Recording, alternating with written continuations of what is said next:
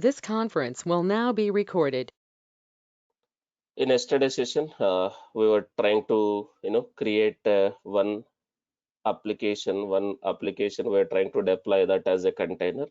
For that purpose, what we have done, we created an image for that application with the required softwares and application code, and we push that image to the artifactory like registry, Docker Hub. So in the Docker Hub, we created a public repository. By default, it is a public repository. So we created a public repository and we push that image to the public repository. And even though it's a public repository, do we need to authenticate while pushing? Yes. But when we are trying to pull the image, if it is a public repository, do we need to authenticate? I already told yesterday also, same thing. I think someone is, asking the same question. Do we need to authenticate while pulling if it is a public repository? No. But if it is a private repository, while pulling also, do we need to authenticate in that server where we are pulling? Yes. But it's a public repository, so you no need to authenticate while pulling. So is everyone able to create a container for that application? Is everyone able to access that application as a container? Whatever we have done yesterday. Any issues you guys are facing? Since it's very beginning, so to make you understand what is container, what is image, I took almost 3 days, because the basics, the foundation is very, very important. If you are not good at basics, so if I directly go, you will not understand what is what.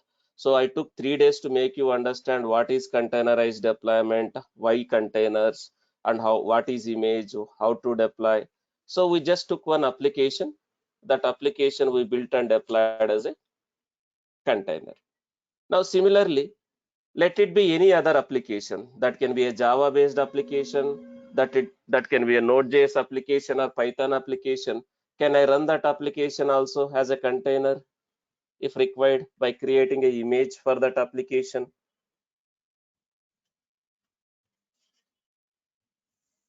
Yes.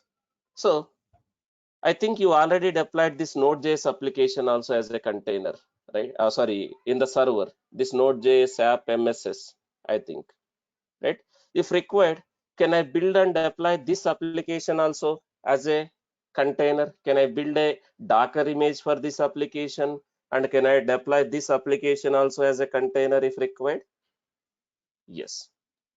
So if you see this application also, I already written a Docker file. Suppose there is no Docker file. Do I need to clone this and write a Docker file and commit that? As a developer, if you know Docker, you can clone and commit. As a DevOps engineer, the developer doesn't know Docker. As a DevOps engineer, do you need to write a Docker file for that application and commit that Docker file into the version control system like GitHub or Bitbucket, whatever you are using in that project? Yes. You are going to clone that.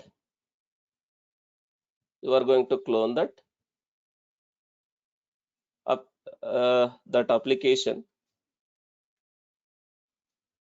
into your system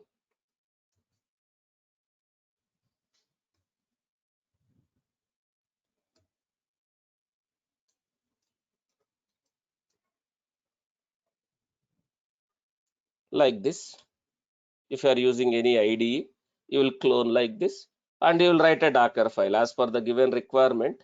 You are going to write a Docker file for that application and you are going to commit. Once you return the Docker file, you are going to commit that into the version control system. Then you can use that one for that application like this. So this is the sample Docker file. By looking at this, very simple. We will discuss later what is from, what is work dir, what is copy, what is this run, what is this. All these things we will discuss later. Just to make you understand. So this is Node.js based application.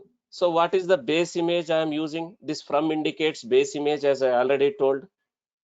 What this from indicates? the base image. So what base image I am using to Dockerize this application? Node. Why Node? Why Node? Why not Python? Why not Java? Why not Tomcat? Because this is what type of application? This is Node.js application. Do I need a Node software? Do I need a Node software? Yes. So that's why I'm using Node.js. So from where it is getting that image, that node is repository. Node is a repository, 10 is a tag. From where it is getting, where it is going to get that image when I build, from where it is going to get that base image when I build, from the Docker Hub. In the Docker Hub, do I have a repository called node official image, node.js official image? Do you see there is a repository called node official image? Within this node, do I have a image with a tag called a 10? That is not just this one 10, that 10, let me,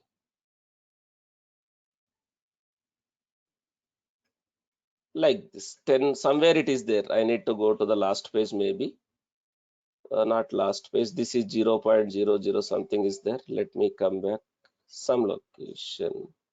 So this is 5 point like that. So we have a image with the version 10, like the way we have 8.10 like this, we have a tag called 10. So that image we are using that as a base image here.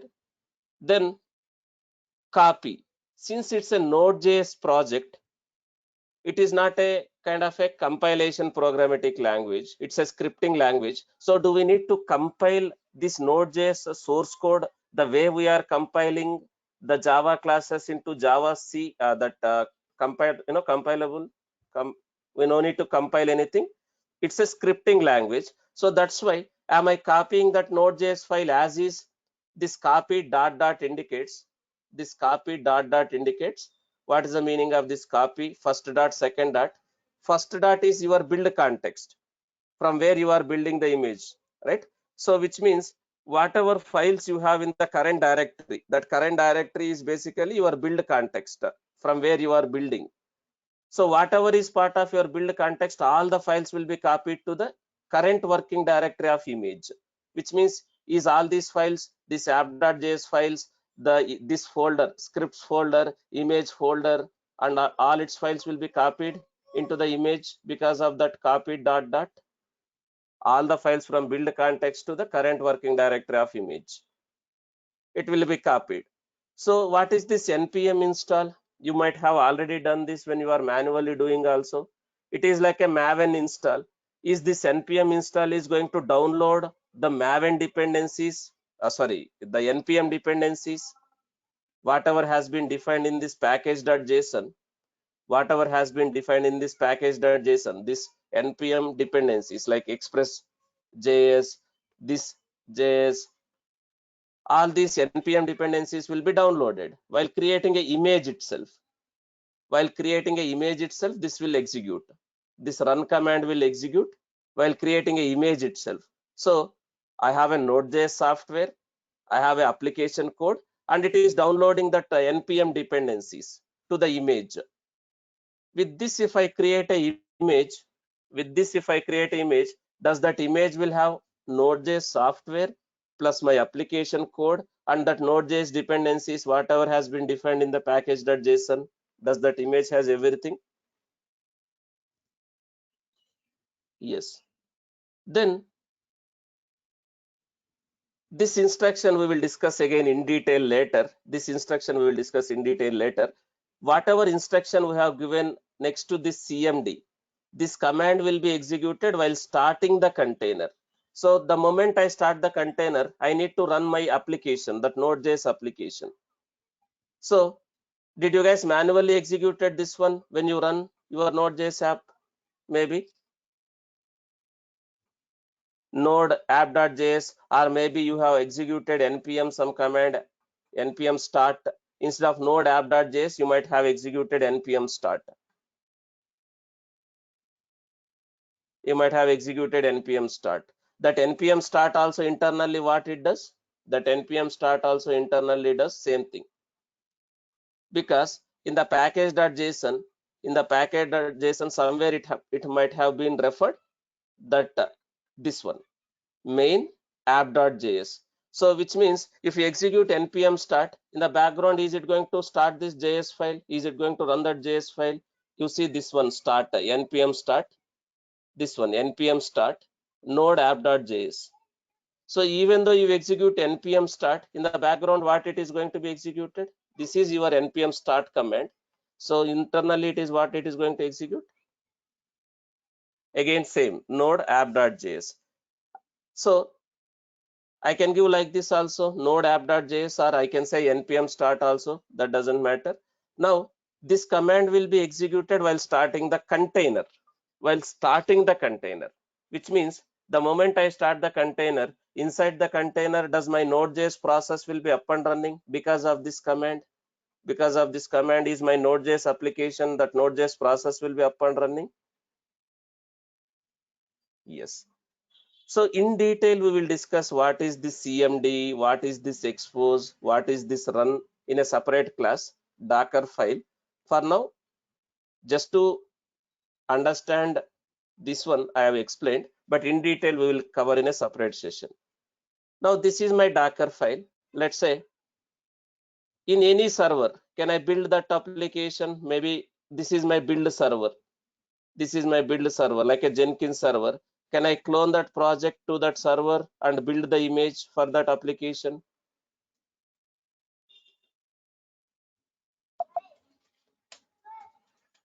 Let me connect to that server. Now here, I'll clone that project. This project, that Node.js project, something like this.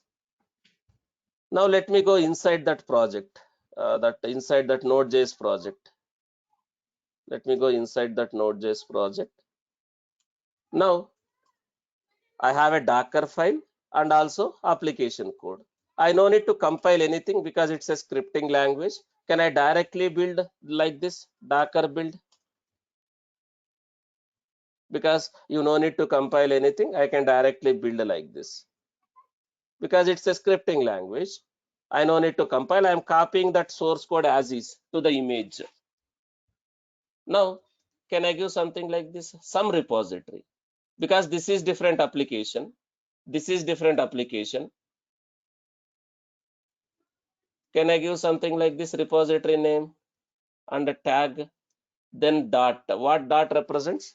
The current directory, your build context. Current directory, your build context. So, but in my Docker file also I used a dot.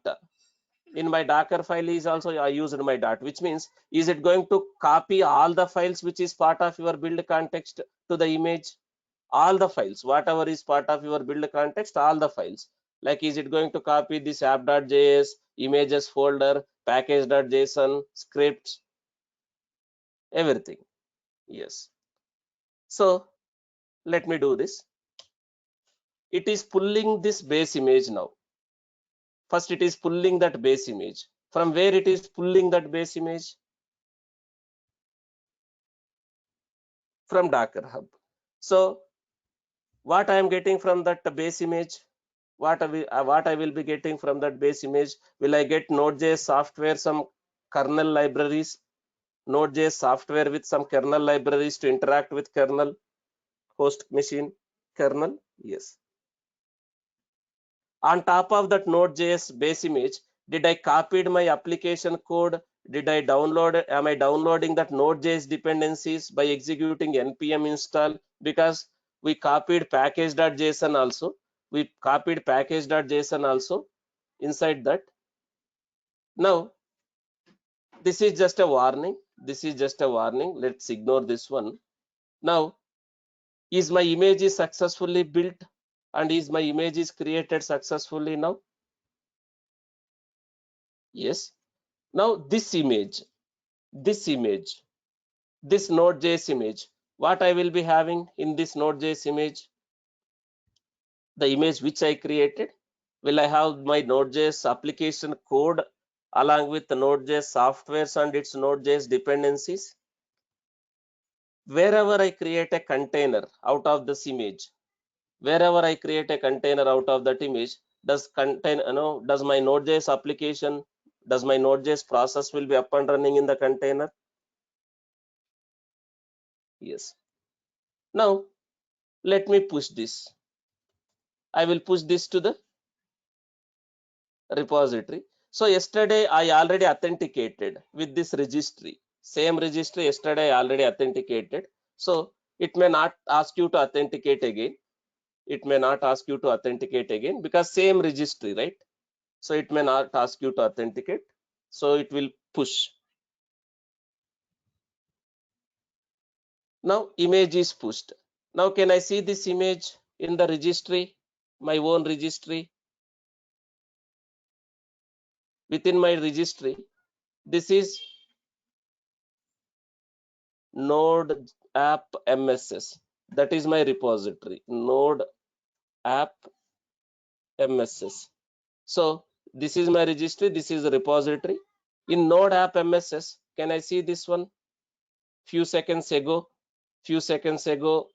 pushed by this guy, docker hands-on, because that is the username. Now wherever I want to deploy, that can be my local laptop also. If I have installed docker in my local laptop, that can be Windows laptop running using Linux containers, or Mac laptop. Can I run that image as a container in my local laptop or any other server where I have a docker? Yes. Now let me do this. Let me try to deploy an actual deployment server. Let's consider this is your deployment server.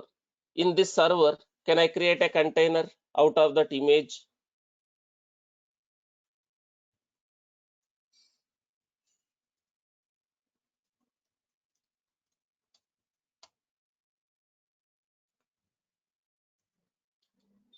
So yesterday we already created one container in this server. So we already created a container in this server. This container, what is running in this container? Is Tomcat and that application is running inside this container. This container. Now similarly, can I create a container for the other application, that other image?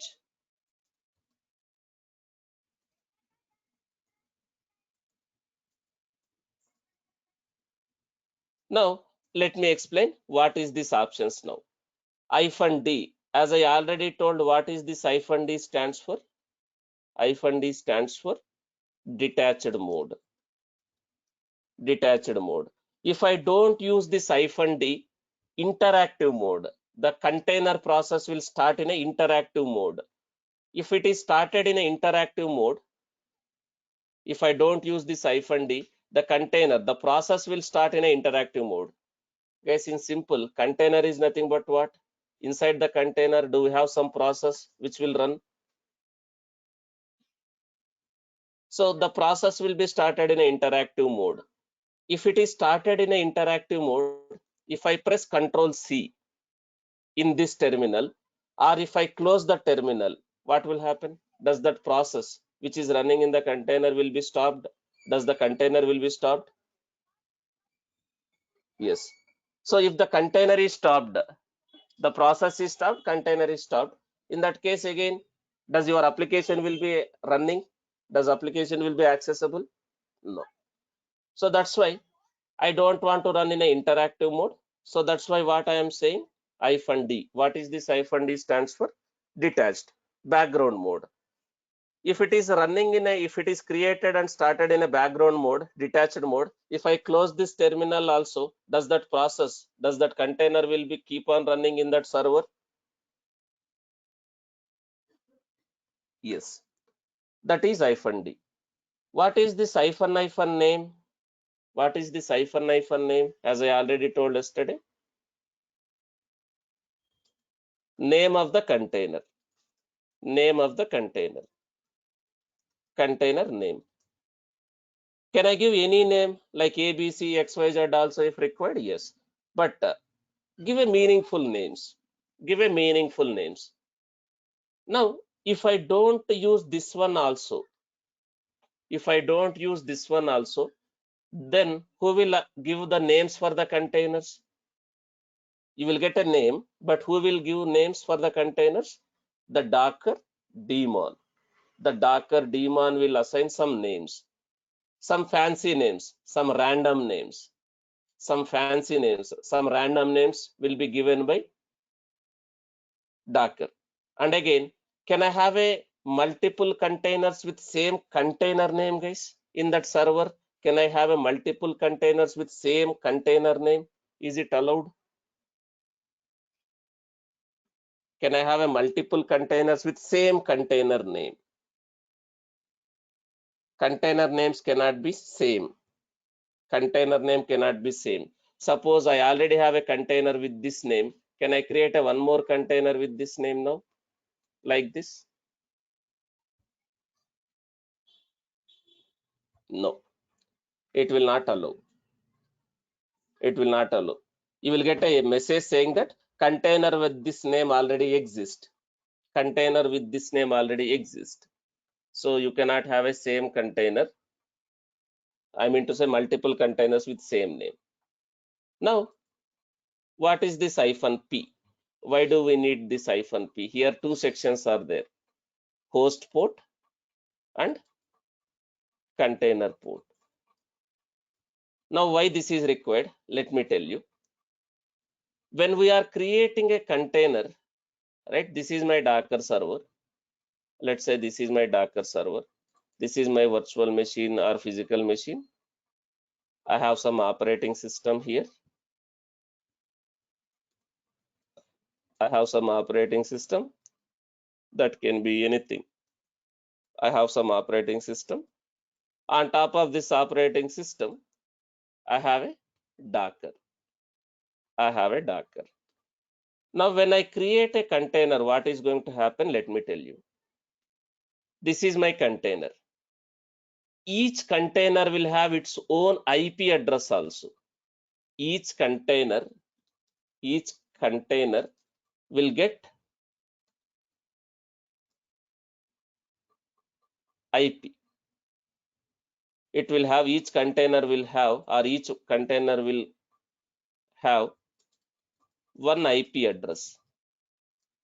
That we call it as what? Container IP address. Container IP address. Now, does container also will have some port? In some port is container will be running. Let's say we created this container. This is created using Tomcat base image. On which port that container will be running? That container process will be running on which port? This container process will be running on 8080. Now it will have its own IP address also. Something like this. Something like this. Container IP address. Now, forget about this option. Forget about this option. Now you created a container without this option. Forget about this option. You created a container without this port publish. Directly like this. You will have a container. It will have IP. Now, from outside of this Docker machine, will I able to reach the container using this container IP and that container port, on which port that container is running? Is this container IPs are routable from outside of Docker? Is this container IPs are routable from outside of Docker? No, you cannot access from outside.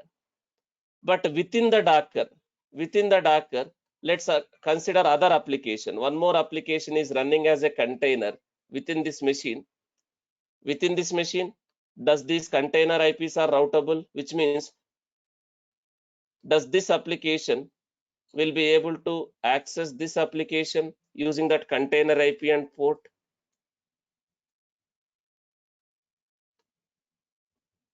Suppose this is another container, maybe different container. It is running on maybe on its own port.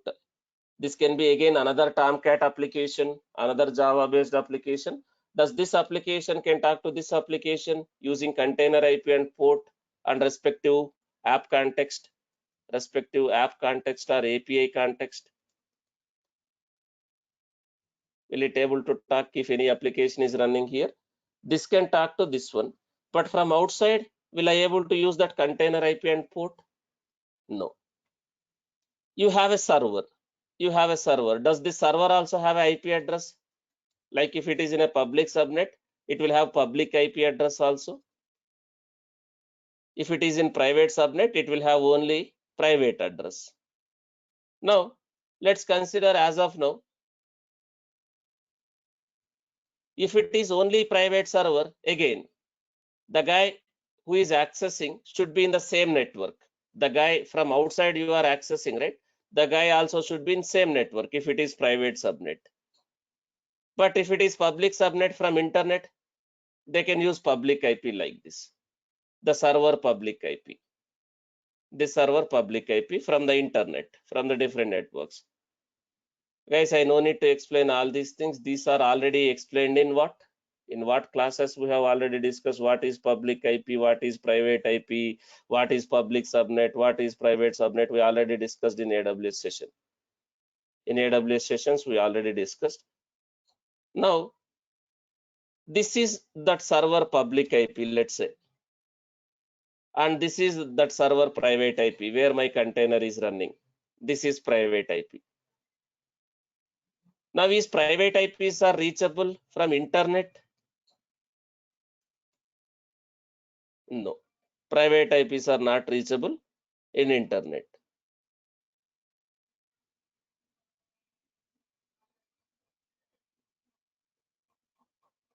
Now, something like this you have public IP, private IP. So in the Docker also there is a networking concept. The way we have a VPC for server networking, in Docker also there is a networking concept. Docker networks. Docker networks. We can Docker networks also part of there is a networking in the Docker also. So is this IPs are within this VPC range or this containers will have its own range. So there is a networking in Docker also, that time you will understand. So it is not going to be from your VPC range. Your container IPs will not be from your VPC range. So it will be different range that we will discuss later. Now, someone is saying from jump server we can access. Jump server is like SSH purpose, guys. Jump server you are using SSH purpose. Are you able to access your application which is running in the private server via jump server? No, that is just for SSH purpose. That is for SSH. From you are going to jump server, from jump server you are SSHing. But are you going to will you able to access the application which is running in a private server via jump server? No. But can I bring kind of a reverse proxy in front of that private server like a load balancer, that reverse proxy concept? So you will contact that reverse proxy, that proxy server. That proxy server will do the reverse proxy in the background, kind of a load balancer. So understand what is jump server, what is load balancer. Just don't blindly follow or don't blindly execute any command. Now let's consider this is my server. Now I am using this public IP and a container port 8080. But is that process is directly running in the server or it is running as a container in this server, that 8080, this as a container. Now forget about this option, -p option, forget about that one. If you try to access like this, request goes to this server, but does this server, in this server directly do we have that port listening? 8080 port is listening directly in the server? No. So will you get any response? Will you get any response from this application which is running as a container if you do like that? No. So that's why we are using -p option. So what is that -p stands for? As I already told, sometimes in the interview also they'll ask what is port publish or port forwarding. All are same. Port publish, port forwarding, or port mapping, all are same. What is this? Can I publish my container using some port on the host? Can I publish my container to outside, or can I publish my container to outside using some port in my host? Yes. So it has two sections. It has two sections. One is host port, another one is container port.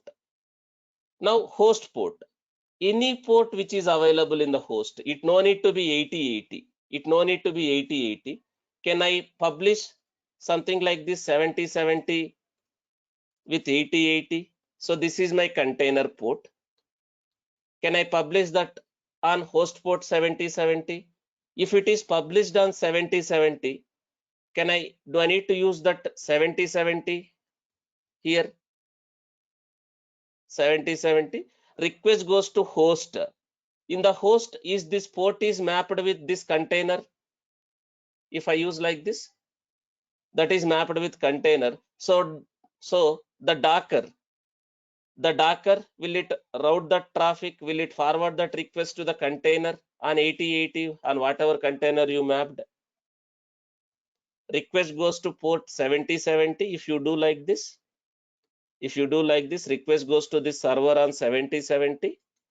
Then the Docker daemon, does the Docker daemon knows to which container it has to forward, because you use that option, -p option.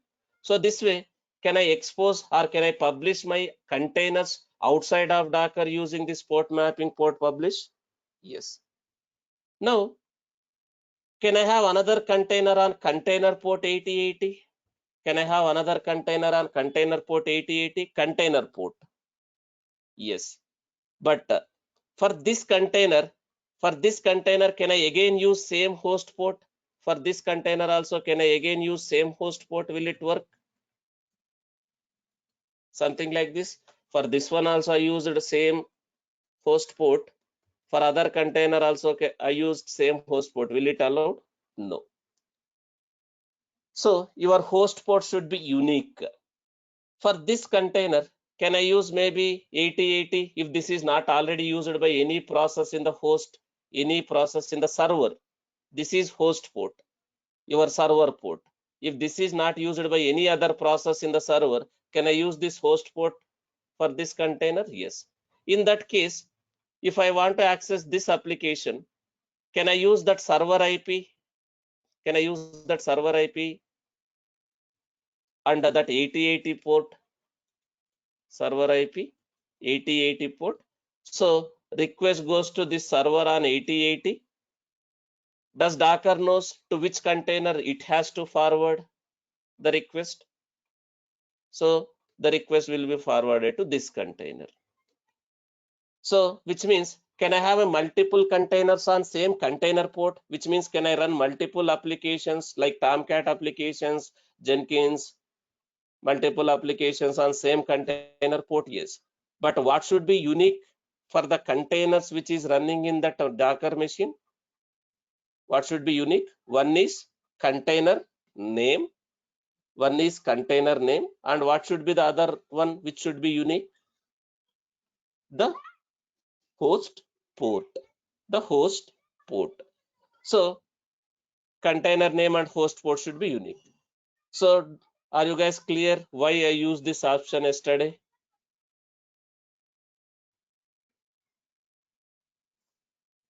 No. Let me deploy the container for this application now. Let me deploy Node.js application. So what is the Node.js process? On which port your Node.js process is created? I think somewhere in the code they have hard coded. Somewhere in the code they have hard coded. I am not sure in which port. Let me see. So on which port, if you see, they have set the port for that application. On which port they have set? 9981. So if you understand this code, right? Node.js code, what they are trying to set? They are trying to set the port, on which port that Node.js process should run. In the code they are setting. So here they are trying to set from one environment variable. If you set this port environment variable, suppose I have set one environment variable called port on maybe 3000. Let's say which one it will take. If I set one environment variable with a name called port and value as 3000, in which port this application will run? 3000. If I don't set this one, on which port it is going to run? 9981. So I have nowhere I am setting the environment variable. Inside the Docker file also I have not set. While creating a container also I am not passing any environment variable. So what is the port it is going to take for that application? 9981. So this is my container port.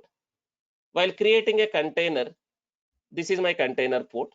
Now, can I map with some host port? That can be anything. That can be 9981 itself, or that can be something like 3000 also, anything.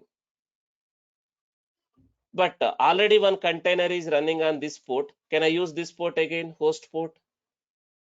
No. So let me run something like this. Some unique port, something like this.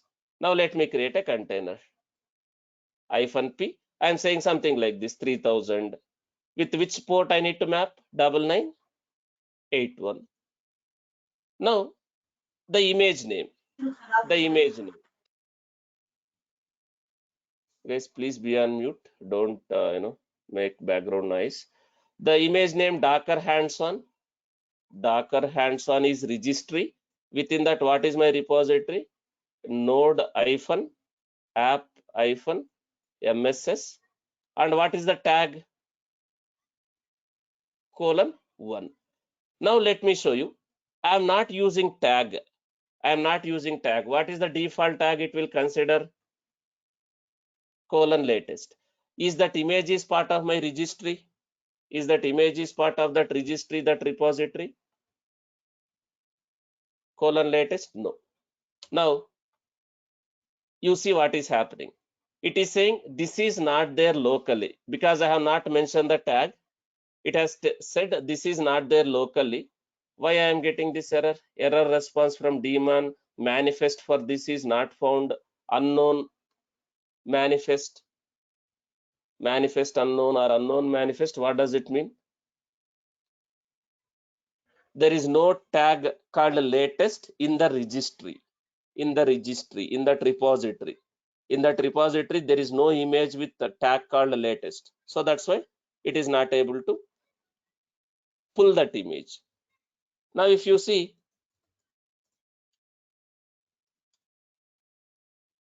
is that image itself is not there. Is it able to create a container and start that container? No. So that's why it is not coming up. Latest, don't consider as this one latest, this one latest. That is one tag. So if it is not there, you are not going to, you are going to get an error like this. Now, do I have this image with the tag 1? Now, since that image is not there locally, is it pulling from registry? Since it's a public registry, public repository, is it able to pull without authentication also in this server? Since it's a public repository, it is able to pull without authentication in this server. This is different server. Did I authenticated in this server anytime with my repository? No, right? So it is able to pull. Now it is pulling that image, creating a container and starting the container. All the three things are done.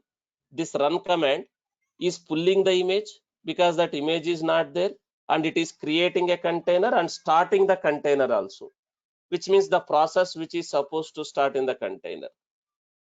Now how to see the containers? How many containers are there in this server? Docker ps. Now do I have this container also running now? Up from 19 seconds ago. So as I already told, Guys, you can see more details by executing this command docker inspect. Docker inspect. If you want to inspect the container, you can use this container name or container ID. If you want to see more details about that container, if you want to see more details about that container, you can use this docker inspect command. This container name you can use, or container ID also you can use.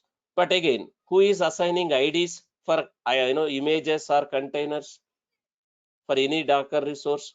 Who is assigning the IDs? Docker daemon. Now you can use this name, container name, if you want to see more details about your container. Now it is giving more details about that container. What is the idea of that container, when it is created, right? What is the status of that container? Status running. Whether running is true or false. Running is true, which means container is running. From which image it is created, all those details, like IP address. This is my container IP. Using this container IP, I can access within this server. Within this server using container IP. I think nothing is running on the root context. I don't know what is the context of this Node.js application. I think there is something called HTML, right? I don't remember. Or Mithun Technologies, something is there. Mithun Technologies. Let me see in the code itself. Let me see in the code itself. So this is my Node.js code. Yeah, this is one context. This is one of the path. Mithun Technologies. Other one is HTML. Other one is JSON data. Like this, you have some context, application context. So let me use that one. HTML.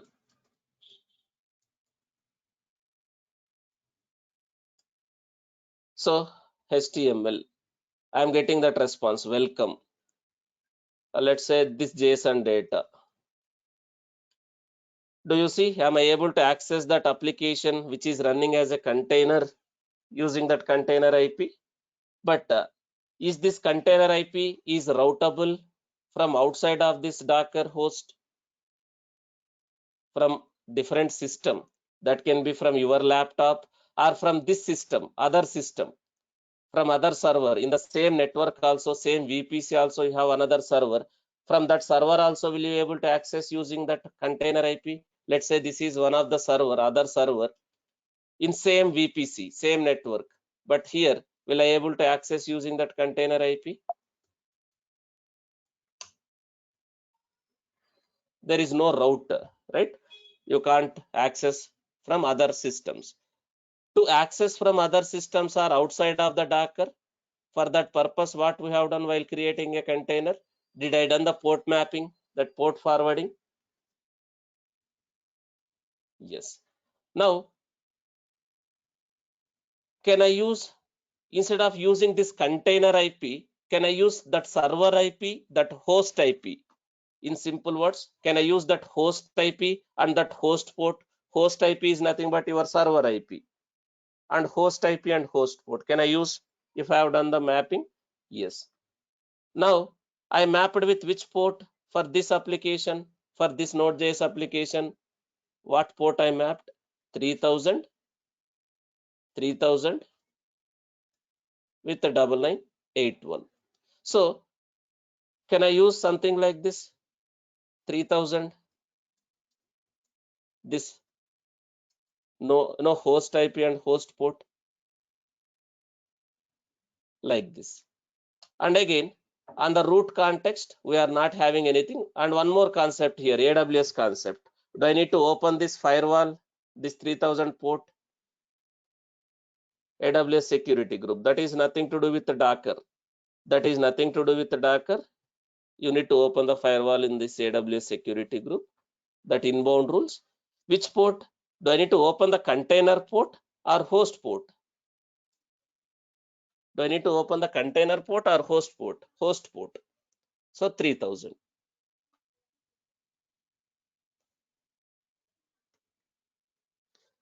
Now with this, Now this one, now where is that? This one, I am able to access. But why I am getting uh, this cannot get? Because 404, nothing is running on the root context. So something like this is running. Am I getting a response from that Node.js application? Mithun Technologies, this is another context. Am I getting the response from that one? There is one more, just a dummy REST API, just a dummy REST application, REST API. Am I getting that response, JSON response, RESTful API? So this way, am I able to run any application, whether it's a Node.js, whether it's a Python, whether it's Angular, React, Java, Ruby, any programmatic language? Can I run this application as a container by creating a package, by creating a Docker package with the required softwares, libraries, configurations, and code? Now, same application you guys want to run, maybe in a different server. Will you guys able to create a container out of that image if you have access to that registry? If you have access to that registry, will you able to pull the image from registry and create a container in whatever server you want to create? Now, this is manual. This is manual process. If required, can I write a pipeline for the same? Can I write a pipeline for the same also if required for this application or any other application? You can write a pipeline for the same application or any other application. You can write a Jenkins file for this type of application. Now, instead of doing like this, can I do in a different way? Because you are running in the same server, right? You are running in the same server. Now I will clone this code here. In this, can I build the image first like this? Docker build -t Docker hands-on. That is my registry. Can I do like this? Node.js app, something like this. So you are already cloned that code. Do you have a Docker file along with your source code in that Jenkins workspace in the current directory? Docker file and source code, yes. Once this is done, will you guys able to push that image to the registry in another stage or same stage? You can execute some command like this, sh docker push. In another stage, the here can I execute some command like this, docker push command, which will docker image will be pushed to the registry, whatever registry you tagged like this. Then, but before pushing, do I need to authenticate? Do I need to authenticate before pushing? So can I do something like this? Can I do something like this? Docker login, no human interaction, no human interaction. -u, Docker hands-on, -p, my password. But if you don't want to reveal your password in AWS, in Jenkins pipelines, what Jenkins concept you can use here? What Jenkins concept you can use here if you don't want to reveal your password in the Jenkins pipelines? Here, secret keys. In Jenkins, do you have a concept of secret keys? Bhaskar sir might have already explained. So can I create a secret key for this password? Suppose this is my password. Can I go to the Jenkins, manage Jenkins and create a secret text for this password? And can I refer that as a variable here? Like I think you already know all these things with credentials block. With the credentials block, I no need to explain all these things. With credentials block, within this credentials block, I am referring one variable like Docker Hub password, ID, Docker Hub password, something like this. Just to give an example, the name of the variable which you want to store, in which variable you want to store. This is not exact syntax. I'm just giving name, something like this you have given. So can I use that here? like this. Interpolation in the Jenkins, double quotes, not single quotes, interpolation. Can I refer like this? For authenticating with my Docker registry, can I get my secret from credentials with credentials block? I hope you already know this case. Did you guys know this already? Bhaskar sir might have already explained what is the secret text, all those things. Now this way, I can do this. I can push. Once image is pushed using SSH agent plugin or any other plugin, using SSH agent plugin, can I SSH to that the actual server and run that docker run command using SSH block? The docker run command can be run remotely in that server which you want to deploy. Now, if you have a pipeline like this, if you have a pipeline like this, you created a webhook or you created a poll SEM, that doesn't matter here. Whenever developer modified any code in that Node.js application, does that pipeline will take that code, create a Docker package, push the Docker package and deploy the Docker image? Can I do CI/CD also for creating, managing containers? So if you know the concepts, if you know Docker, if you know Jenkins, writing the pipelines, creating automation scripts, will it be complex? If you understand the concept, no. But if you by heart like this, Bhaskar sir has written stage one exactly with a single quote, comma, you by heart, you will never become a DevOps engineer. This is one example. In real time, are you going to get a different use case, different application you want to do differently using Jenkins, differently using Docker? You will not able to survive. That's why from day one, I start the any class, I keep say, understand the concept, understand basics, understand the concept. Then you can do whatever you want to do as per the given requirement. So everything is a requirement. There is nothing called real time. Sir, people are, whoever is, joining the classes, they are asking, sir, do you teach real time? As I already told, there is nothing called real time. Everything is a requirement. For that requirement, do you need to do something using whatever tools? It has to be used, whatever tools you are going to use. With the tools, you need to do the automation. Because real time, don't trust anyone. People saying we will teach, we will show real time projects. No one will show the real projects. If they show real projects in the training centers, what will happen? You know already the impact. The next day, the company will fire that guy. First of all, first of all, we cannot access that source code outside of Office networks. Outside of Office networks, we cannot access that actual source code because they are restricted, right?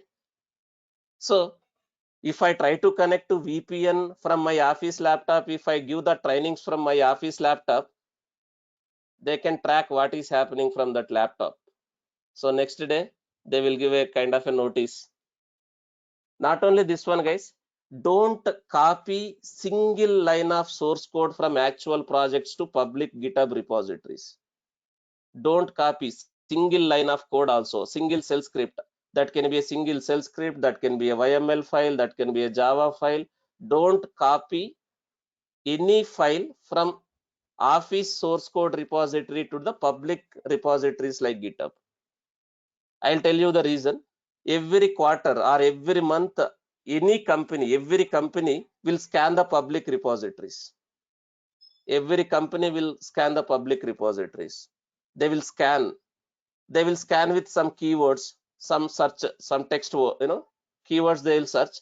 They will identify in how many repositories they are able to match that keyword. If they identified some repositories are there with that matching keywords with their source code, they will come to know who is owning that repository.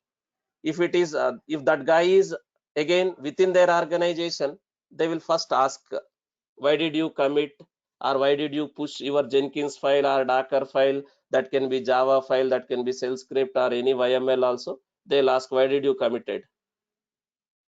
Don't say So I want to improve my productivity.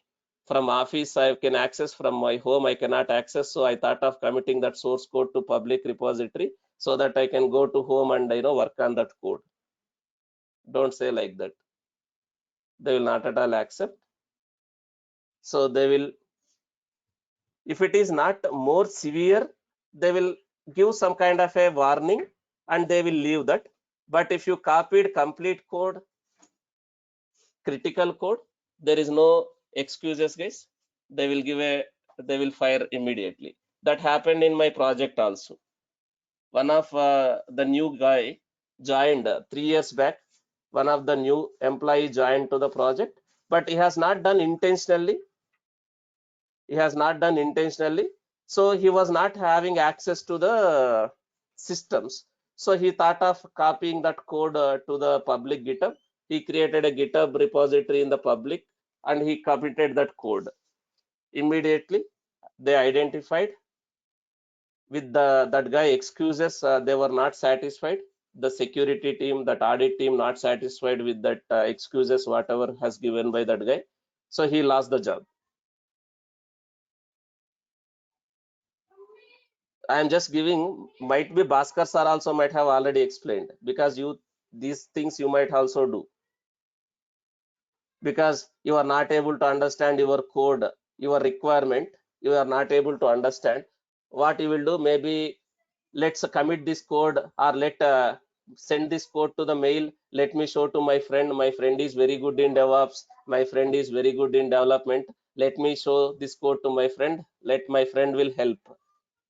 You might have that kind of intentions. Forget about helping the friend. You will lose the job also. So don't do that type of things. So why I am explaining this one? Because everything is a requirement here, right? I am doing on this project. This is having very less code. But what is the only difference between this sample application and actual application in your terminology? Real-time project, real-time application. What will be the only difference? The source code. The source code. The number of lines, the code which we have. Here I have very less source code, but if it is actual project, do we have a lot of JavaScript? If it is Node.js, do we have a lot of script files, lot of images for that application, lot of CSS files, lot of JavaScript files for that application? Yes. But is there any way, is the concepts are completely different with this application and actual application you take? No. Concepts are same. You need a servers, you need a network, you need a storage when it comes to infrastructure. And if you want to deploy this as a containers, do you need to create an image? Do you need to push those images and deploy those as a containers? Yes. So concept is same. So that's why don't by heart anything, understand the concept. Based on the requirement, you will write. If you have some additional requirements in your pipeline, maybe you want to do some kind of a sonar cube scanning. Can I have the additional stages in my pipeline based on your application requirement, your pipeline requirements? If you know what is pipeline, what is stage, how to write pipeline, how to write stages, if you know, you can write. So concept is important, not the implementation. Focus on that way. So the more you practice, will you able to understand how it works? The more you practice, you will understand the actual real time. That's why we are saying focus on the classes as well as practice. Okay. Hope I'm not, boring this type of talking these type of things outside of the topic. Now, let's continue with whatever we wanted to continue now. Now, before we proceed further, let's understand image related commands. First, we will get familiar with commands. Then we will get familiar with actual concepts. Now, image related commands, container related commands, we will focus. Now image related commands. As I already told, what is the command which I can use to build my image? We already used that command.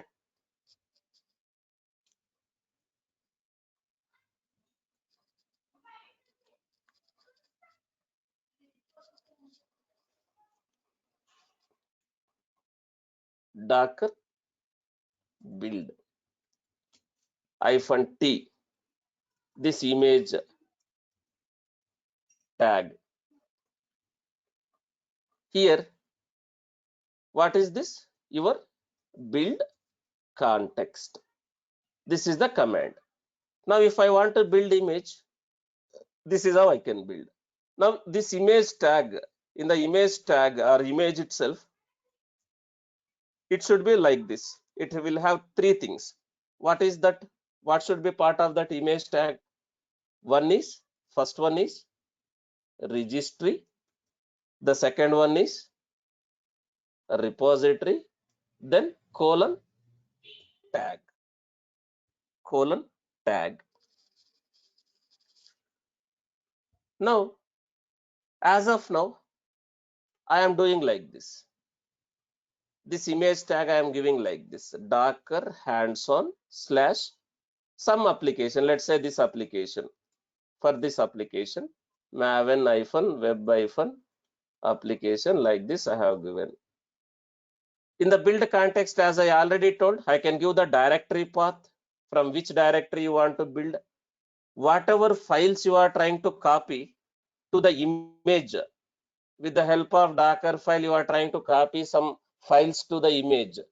Does that file should be part of your build context?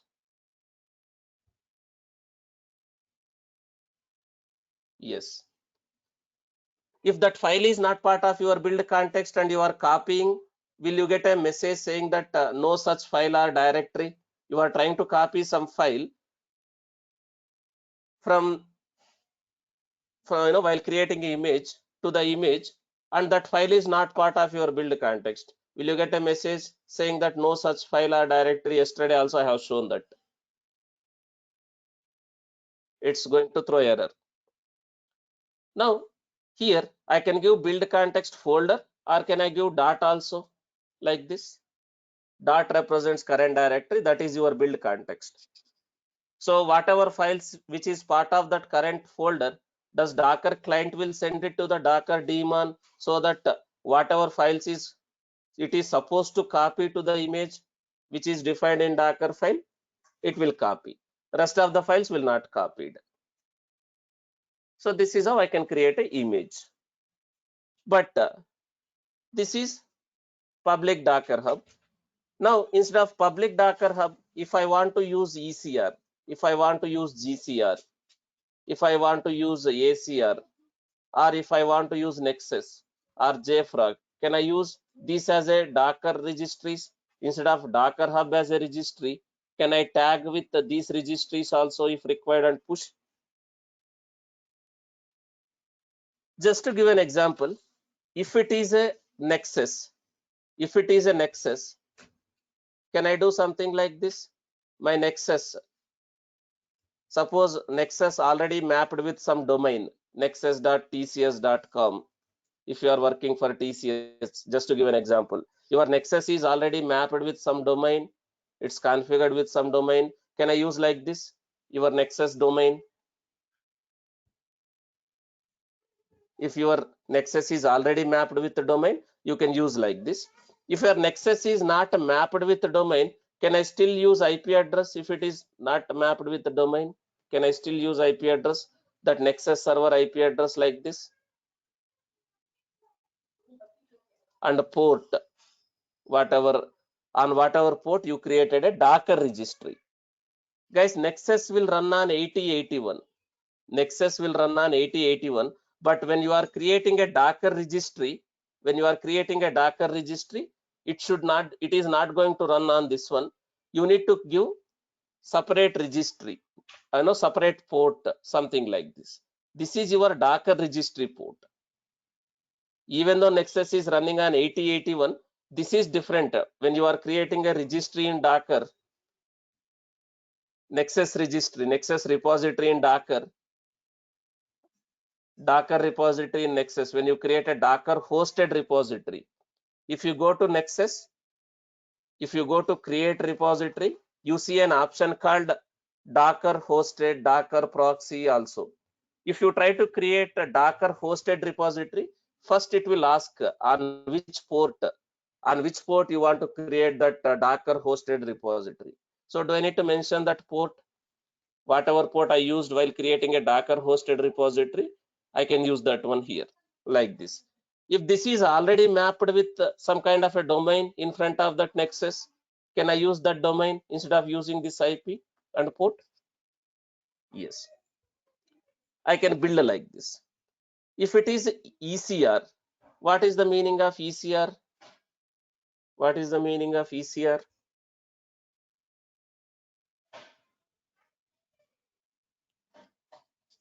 Elastic Container Registry. It's a managed Docker registry. What is the meaning of managed Docker registry? Who is going to manage that registry? Do you need to set up? Do you need to set up that one? No. Then who is going to set up? People are saying Docker. Is Docker is going to manage ECR, maintain and manage ECR? No. It is AWS, guys. AWS. It's a AWS service. Now, in AWS, do you have a service called ECR? The way we have a EC2, there is a service called ECR. What is the meaning of this ECR? Elastic Container Registry. Fully managed Docker container registry. What is the meaning of fully managed? AWS will manage. Do I need to set up the server to set up this registry? Do I need to create and install any software to set up this registry? Do I need to worry about storage? Do I need to worry about storage, availability of that registry, high availability of that registry, storage for that registry? No. Who will take care? AWS. So this ECR, Elastic Container Registry, is one service. As of now, I have some repositories here. I already created. Let me delete this and I will show you. I already created some repositories here in this ECR. Let me delete this. Now, if you go like this, first time you don't see any repositories. Now, can I create a repository in this ECR to store my images? I can go to this, click on create repository. Now again, in the ECR also, there are two things: private repository, public repository. If I select this public repository, again, does anyone can pull the images from this public repositories?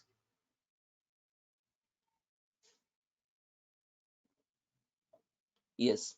But if I create private repositories, do I need to authenticate with this ECR to pull also? Yes. Now, like this. What is this one? What is this one here? When I am creating repository, it is showing something like this. What is this one? Is it a repository or is it a registry? This one, whatever I have highlighted. That is your registry, ECR registry, DNS name. That is ECR registry, DNS name. So I created a repository like this, just to give an example. I created a repository. Within this repository, what type of repository it is this?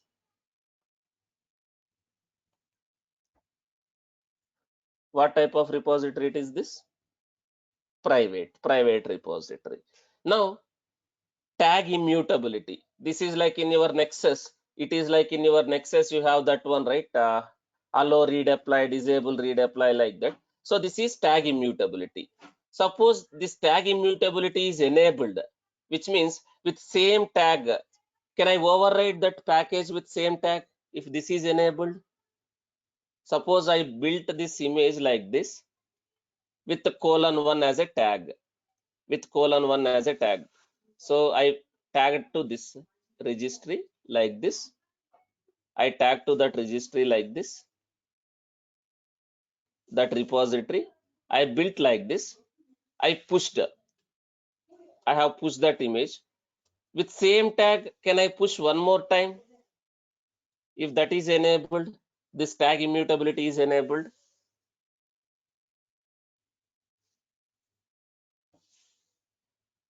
Enable tag immutability to prevent image tags are being overridden.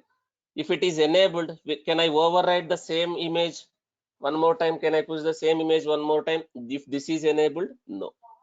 By default, this is disabled. So if it is disabled, then can I push this image with same tag multiple times? Will it override existing image with same tag? Yes. So that is what tag immutability. Like this you have in the Nexus also. In the Nexus, while creating repository, do you have an option allow read apply, disable read apply? Some option was there. Similarly, here tag immutability. So I can create a repository like this. I can create a repository like this. Now, if required, can I tag my image like this? If I want to push to the ECR instead of tagging like this, can I tag my image like this while building the image? While building the image, now can I tag like this? Like this? Instead of doing like this, can I tag like this? My registry, my repository, and tag. So when I execute docker push, does docker knows where to push that image? Because the image itself has registry detail, a repository detail also. So does docker daemon knows to which registry it has to push?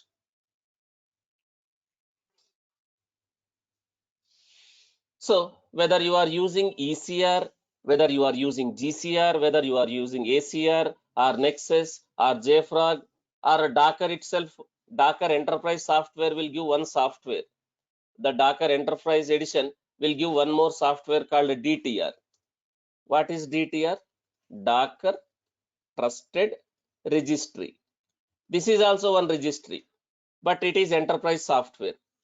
So can I install DTR in my own infrastructure, which is offered by Docker to manage Docker images? Yes. Then can I push to the DTR also?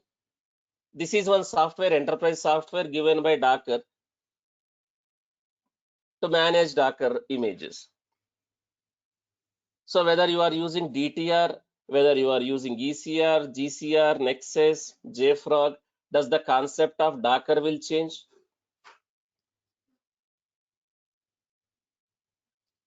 No. So what is this GCR, guys? What is this GCR? GCR stands for what? Google Container Registry. Again, it's a Docker registry. Which cloud? In which cloud?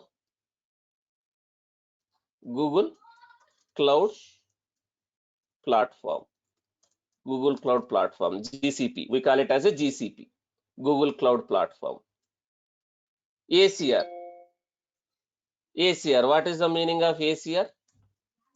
Azure Container Registry. In which cloud we have this service? In Azure Cloud. So if people are using Azure Cloud, instead of they create a Nexus server, they install required Nexus software and create a repositories, can they directly go and leverage ACR in the Azure Cloud to store these Docker images? Yes. Similarly, if people are using GCP Cloud, can they use GCR to store Docker images, that container images? Yes. So while building itself, you can tag like this. So does Docker knows where to push if you tag like this? Yes. But suppose you are doing mistake. This repository doesn't exist in the ACR. This repository doesn't exist in the ACR. So it may throw error if it is not able to create. If it is able to create, it will create and push. But you are giving something wrong here. Maybe your IP address, if you are using IP address, that IP address is not correct, or maybe this port is not opened, the firewall is blocking, there is no network. Again, you are using some wrong domain names. something like this. Again, when you are pushing, if there is any network issue, you don't have a network with that registry where your registry is running, from the server where you are pushing, you don't have a network. Again, will it able to push? Just to make it simple, from Jenkins, you are pushing artifacts to the Nexus. Let's consider Jenkins server doesn't have network with the Nexus server. Will it able to push? Will it able to contact Nexus and push? No, right? Similarly here, from the server you are pushing the image doesn't have network with the registry. Then will it able to push? No, right? If something is blocking, the firewall is blocking, let's say, the firewall is blocking the request. Again, will it work? No. So that is different concept, network concept. That is network concept because this registry is also one server. This registry is also one server. From one server, you are pushing the image to another server. This registry is also server in the background, correct? So does that server from where you are pushing should have a network with the registry, right? Yes, that is different concept. So networking also comes here. Now we can push like this. I will explain this. I will push this image to this one later. I will explain how to push image to the ECR also later, not now. I just created a repository, but I have not yet pushed. I will do this later. But are you guys clear? Whether you are using ECR, whether you are using GCR, ACR, or Nexus, does the concept of Docker image creation will be different? No, it remains same. Only you are going to tag like this. If it is at your own Docker Hub or public registry like this, if it is ECR like this, if it is GCR, you are going to use that GCR endpoint. If it is Nexus like this, you are going to do. This is how you will create an image, Docker build. Now, how to see the images which is available locally? Locally, whatever images is already created, how can I see those images? How can I list my images which is available locally? Docker images, or can I use Docker image ls also? Is both are same? Yes. Docker images or Docker image ls, both are same. I can use like this. This will list the images available locally, but will I able to list the images available in the registry? What images are available in the registry? No. How can I see? Do I need to go to that registry and see how many repositories are there in that?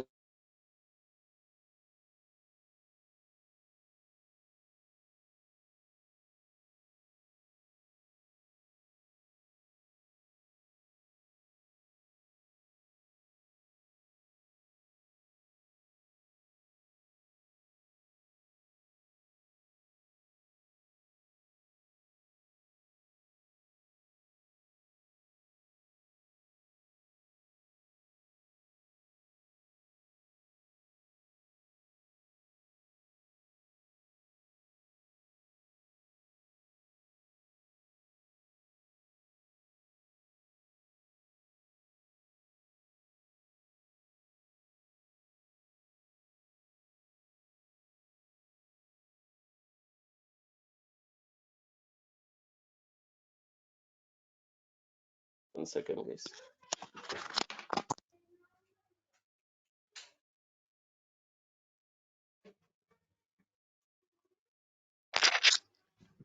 Sorry. I think, am I audible again? Some issue with network. So what I was saying, will I able to see the images which is available in the remote repositories using this Docker images command or Docker image ls command? No. If I want to see what images are there in my remote repositories, do I need to go to that respective tool? Maybe Nexus. If you are using, you need to log into the Nexus and see. If it is ECR, you can go to the ECR and verify how many repositories, what tags are there, like that. This will list only local images. Now, If I want to see more details about image, not only image, any Docker resource like image or container or maybe volumes or networks in the Docker, if I want to see more details about any Docker resource, Docker info will give information about server. That Docker info will give information about server. I am saying I want to see more details about image. I want to see more details about container, or I want to see more details about volume. What command we can use? Docker inspect. Docker inspect your image ID or name if you want to inspect.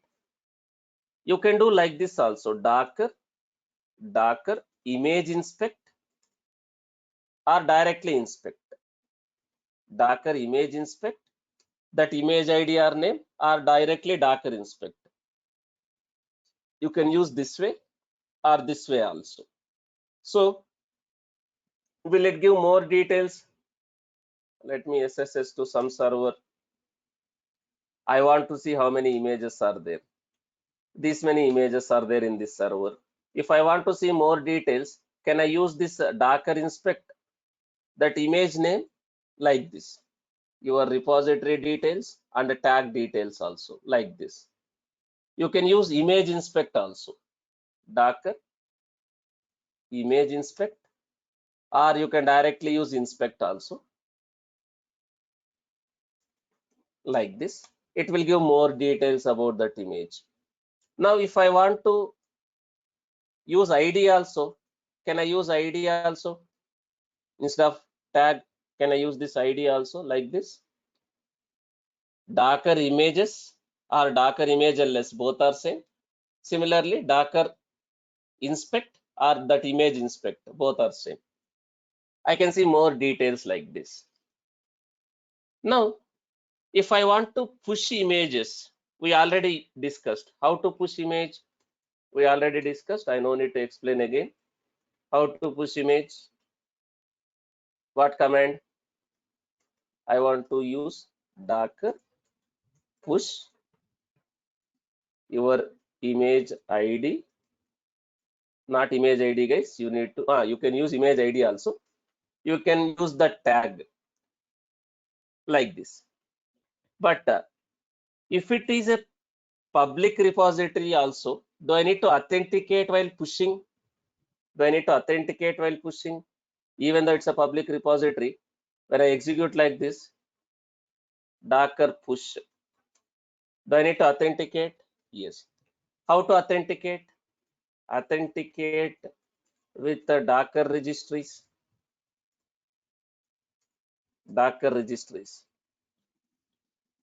Guys, don't get confused between Docker registry and Docker Hub. Is Docker registry, Docker Hub both are same? Is Docker registry and Docker Hub both are same? Is both are same? No. So Docker registry can be Docker Hub, not both are same. Docker registry can be Docker Hub. Does ECR can be Docker registry? Does Nexus can be Docker registry? Does the JFrog can be Docker registry? Yes. But don't always consider Docker Hub is equals to Docker registry. Does Docker Hub is Docker registry? Yes. But it is not both are equals. That can be any registry. That can be Docker registry, that can be Docker Hub, that can be ECR, that can be Nexus, like that. Now, if I want to authenticate with the Docker registry, what I can do? What command I can use?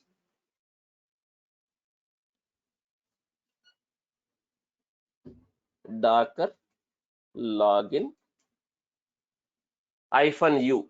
What is -u stands for? You can use full name also. -username also you can use, or just -u.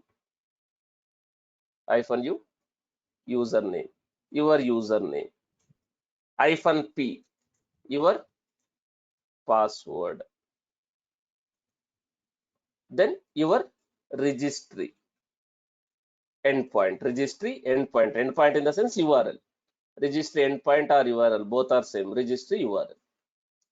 Now in case of Docker Hub, how we do? In case of Docker Hub, how we do? Just this is sufficient, because if I don't mention this one, what is the default registry the Docker daemon will contact for authentication? Docker Hub. Now I no need to provide endpoint, like this is my username, my password. Just to give an example, this is my password, let's consider. So don't try with this password. I am not shared this password. This is just dummy password. Okay. So now, like this, I can do. In case of Docker Hub, let's say, in case of ECR, I tagged with ECR. Now I want to authenticate with ECR. Now, how can I do that? Can I use something like this? Just to give an example, -u username. I will explain this, guys. What is the username? What is the password? If you are using ECR, I will explain later. Just to give an example, I am taking like this. If I give like this, will it be authenticated with ECR? If I just give like this? No. Now, do I need to give my ECR details there? Do I need to give everything like this? Do I need to give everything like this? This registry as well as a repository and tag like this? No. Only registry endpoint. Only registry endpoint, not everything. So can I call this as a registry? My Docker Hub registry, this ECR registry endpoint. Now, does Docker will contact this one?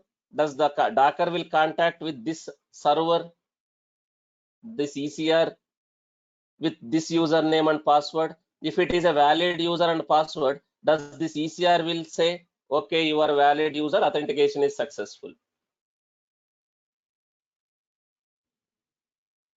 So I can do like this in case of ECR. But in case of JFrog or Nexus, suppose this is how I have there. Nexus, I have a domain. So can I do like this? My Nexus username and password with that domain, whatever domain is mapped with Nexus, like admin 123, just to give an example. This is my Nexus domain. Can I do like this? Yes. If you are using IP, can I use like this? IP and port, you are not using domain. Can I do like this? IP and port like this also for authenticating? Yes. Again, can I have something like this also, guys? Docker login, this one first, later -u -p. Can I have like this also if required? Yes. But is this correct?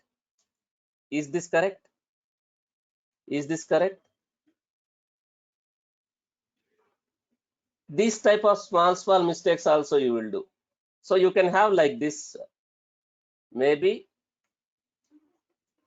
here you can have, or maybe at the end also you can have, or here also you can have. Here also you can have, maybe. But is it correct like this? Or is it correct like this? No. So most of the cases you will see at the end. Most of the cases you will see at the end like this. So is everyone clear how we can authenticate if you are using ECR, GCR, Nexus? Again, does the concept of Docker is going to be different again? No. Concept remain same. In real time, in actual projects, which repositories, I mean to say, which registries you will use? Are you going to push your images to Docker Hub registries? Are you going to push your images to Docker Hub registries? No. Which one we will use? That depends on, again, your infrastructure. Suppose you are not at all hosting your applications in the cloud. You are not at all hosting your applications in the cloud. You are using your own data center infrastructure. You have your own data center. That client has their own data center. The server, storage, everything is in their data center. In that case, your Docker servers or your Kubernetes servers also part of same data center. In that case, where do you host your images? Are you going to use in-house solutions like Nexus or JFrog? Are you going to configure and install Nexus or JFrog in some of the server in your data center and store your images or artifacts in that Nexus server or JFrog server? Yes, you are going to do that way.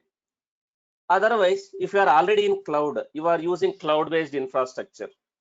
You are already moved to the cloud. Your applications are hosted in the cloud-based infrastructure like Google, Azure, AWS. You are already have your application servers, database servers, your load balancers, everything you are ready to host in the cloud-based infrastructure. In that case, can I have my Docker servers or Kubernetes servers if I am using Kubernetes in cloud? Yes. In that case, instead of you worry about setting up the registries, can I directly go for managed registry like ECR in the AWS? So what is the advantage if I go with ECR over creating a EC2 instance and configuring Nexus and JFrog on my own? What is the advantage if I go with ECR instead of creating a separate EC2 instance on my own and configuring Nexus and JFrog? What is the advantage if I go for ECR?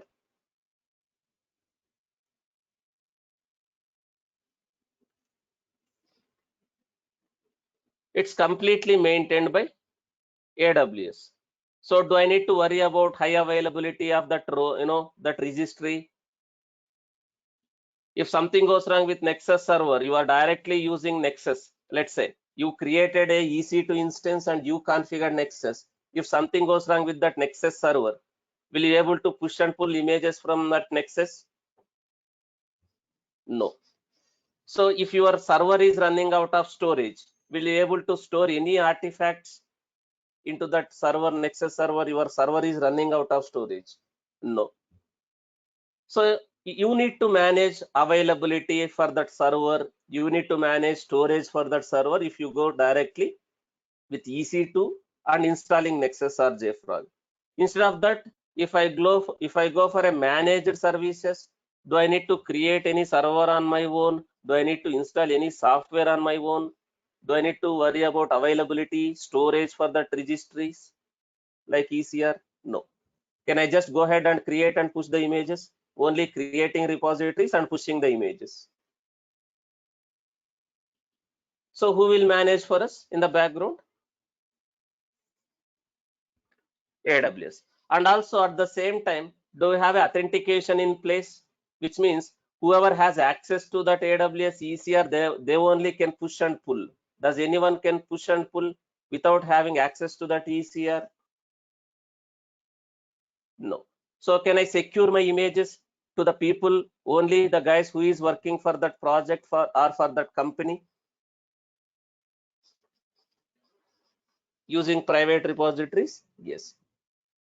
Similarly, Nexus and JFrog also, again, it's a private repository. Does anyone can pull and push images to the Nexus repositories, private repositories? No.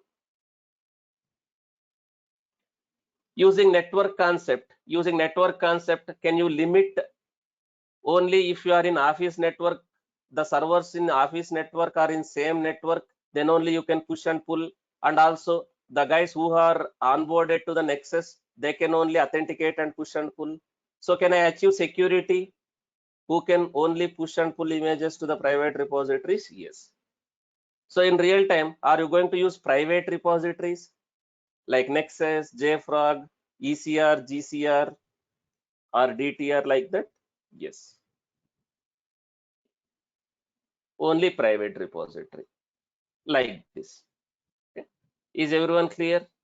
Whatever has been discussed so far. Now we have few more image related comments. I'll continue from next class. So next class is on Monday. So tomorrow holiday for you. So try to practice whatever is pending so far. I want you to come back with full of energy and enthusiasm for next week onwards. We are going to start some advanced concept in the next week. So tomorrow holiday, Sunday also holiday. I'm not planning to take class tomorrow, but next week onwards, don't expect Saturday holidays. Okay. But before you log off for the day, I am trying to give one assignment. I want to give one assignment. You guys already know Docker. You guys already know Jenkins.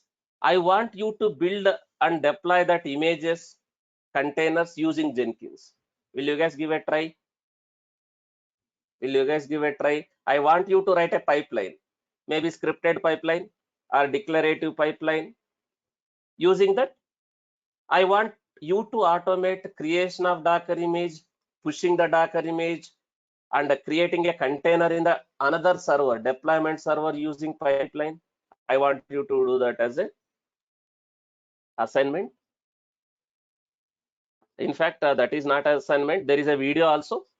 I want you to do without referring the video. But if you want to refer the video, there is a video available in our YouTube channel. If you want you to refer the video, you can refer. But I hope you can do without referring the video also. But you can refer anytime. This video. Where is that video? This video. In detail, I have explained in this video. I ask, you can refer. If you anywhere stuck here, refer this video. So take one server, take Ubuntu server, because do I need to install Docker in Jenkins also? Because I am building the image, I am pushing the image. Does Docker is required in your Jenkins server also? That can be a controller Jenkins. If you don't want to do that, can you take a slave machine? In slave, can you install Docker and can you run that pipeline in the slave where you have a Docker agents? That is up to you. Whether you want to run that pipeline in the main Jenkins server or whether you want to run that pipeline in the agent, that Jenkins agent. You can add a Jenkins agent in that agent or main server. Do you need to have a Jenkins, the Docker software also? Because you are executing Docker build, Docker push in the Jenkins. You can do that. So take a Ubuntu machine and install Jenkins, install Docker, maybe in the same machine. But if you have a time, you can run that pipeline in a agent by adding one more agent. But is it anything to do with the Docker? That agent concept?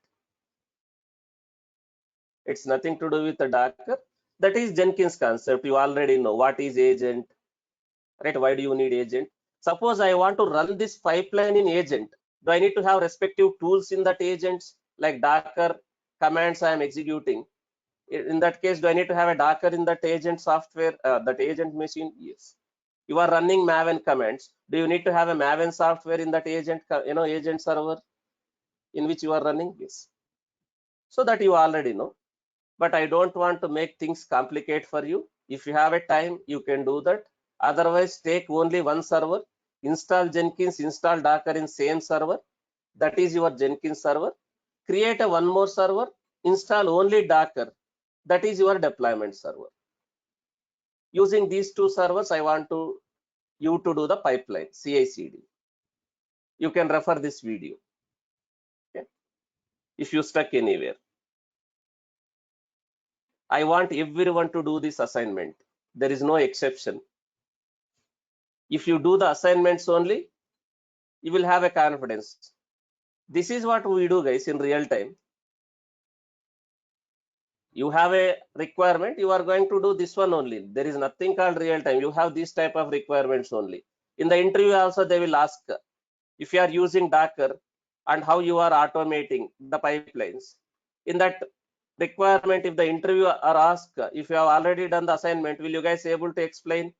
So I have a Jenkins server in my pipeline. I have done this step, using this plugin I done this one, using this plugin I have contacted a registry, I pushed the images. Will you able to explain that flow, CI/CD flow, if they ask you in the interview?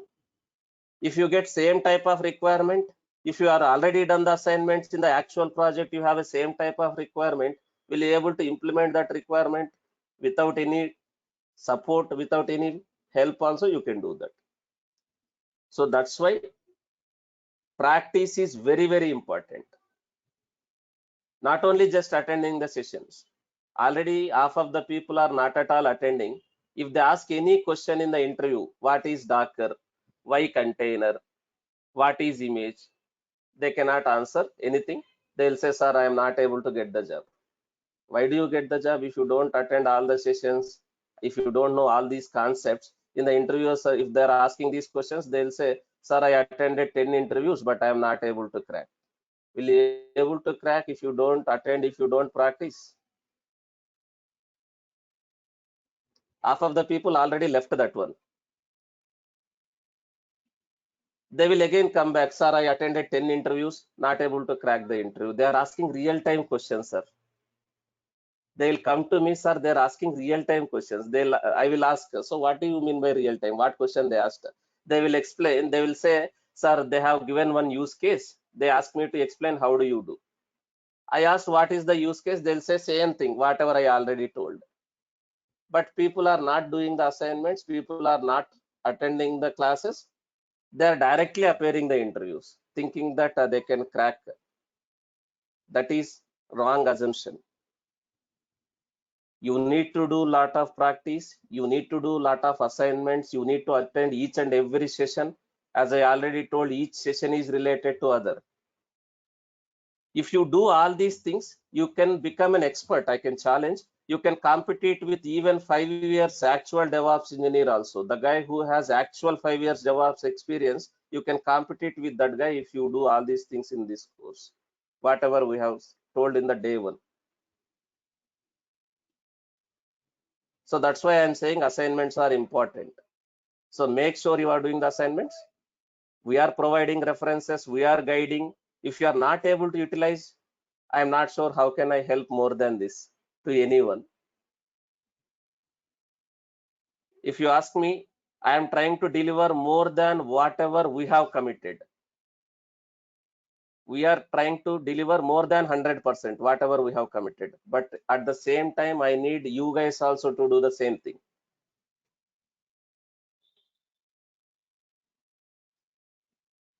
Okay, for people who is not attending, I can't do anything. For guys who are attending, try to do the assignments also, and do lot of practice also. Definitely, you can be in a good position. Thank you, guys. And before I wrap up the class, advanced wish you happy Ugadi for each one of you. Advanced happy Ugadi for you. Enjoy your weekend. We'll see you on Monday. Thank you, guys.